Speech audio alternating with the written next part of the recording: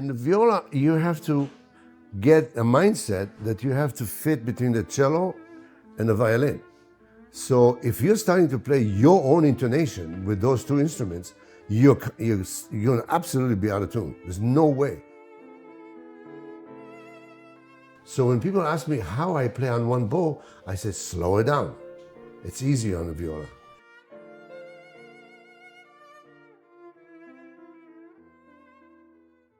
What I know about the viola when I started to play it, these two strings where the feeling was similar, different but yet similar.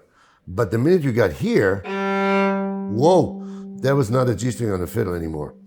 And certainly this. But I realized immediately that because I always played with flat hair as much as possible, I was able to draw the sound on the bottom strings much easier than most people.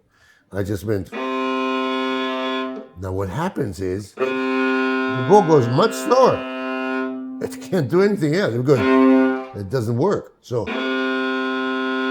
that catch and release became my password to playing the viola. And that's it.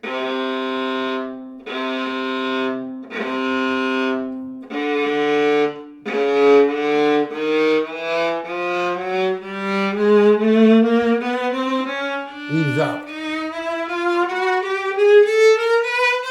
So it becomes, this is violin.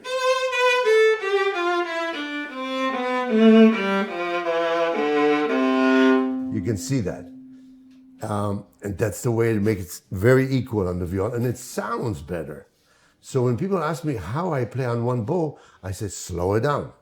It's easier on the viola. Because when you start, look how much bow I have. It's amazing.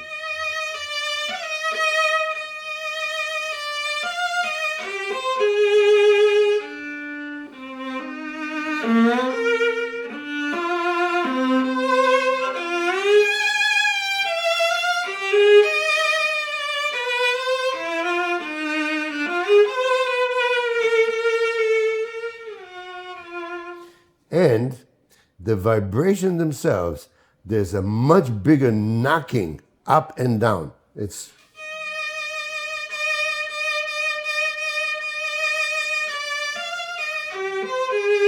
on the fiddle, a little bit, but I wouldn't do that. I wouldn't mind.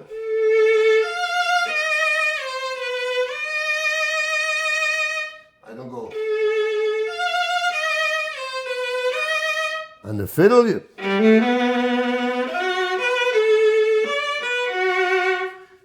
Primos did that because he was playing with high fits. So he had to connect to his vibrato. But I'm sure he wasn't happy doing it. Now, on the other hand, why not play like high fits if you can? And build it very well. So, but those are the kind of things that I learned from the viola to not use necessarily on the violin, but it's a color. It's not just a vibrato. So when nah,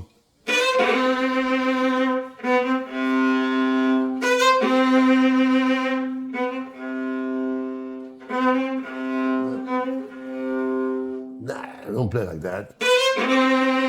You can do.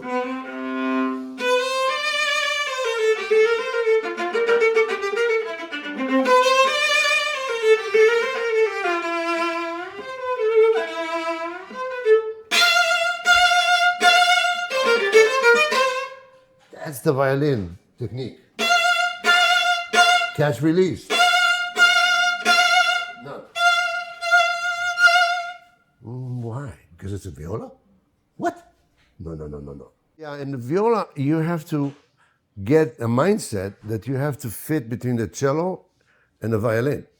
So if you're starting to play your own intonation with those two instruments, you're going to absolutely be out of tune. There's no way, especially in octave. So the first thing I learned from the Budapest Quartet and a few others is that the cello leads all intonation, period.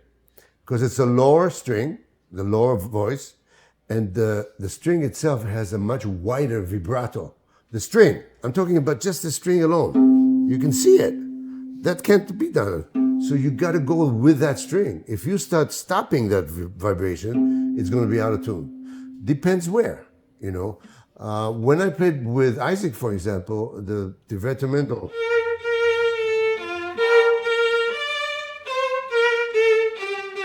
I had to make him play softer. And therefore his vibrato all of a sudden became more concentrated. It was wonderful. And I would play.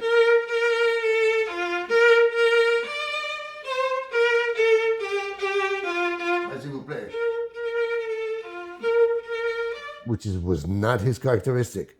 So he had to play it a little bit less attack. And that's when Lenny Rose would say, "You boys are good." It's very funny. But he began, because he was also educated in that Kaz era, where Kaz played the bottom line a little bit louder. It's not even louder, it's a support system. And then you get used to that vibrato. If we both have the same, if the two instrument players have the same connection on the vibrato itself. The violin, it's less bold.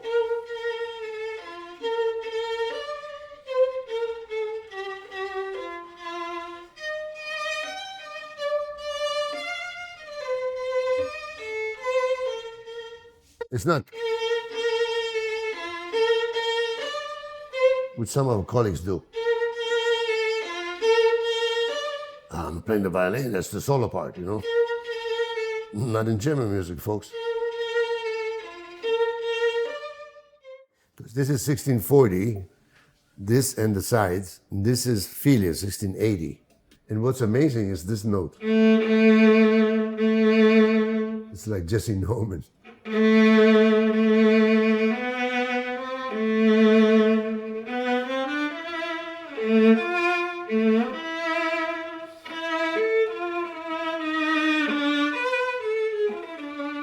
You know where I got this fingering from? Fellow that used to work at Jacques Francais. He had a trio with his brothers, and he told me about that.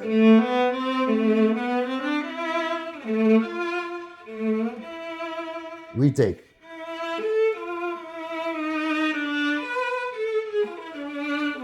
It's wonderful.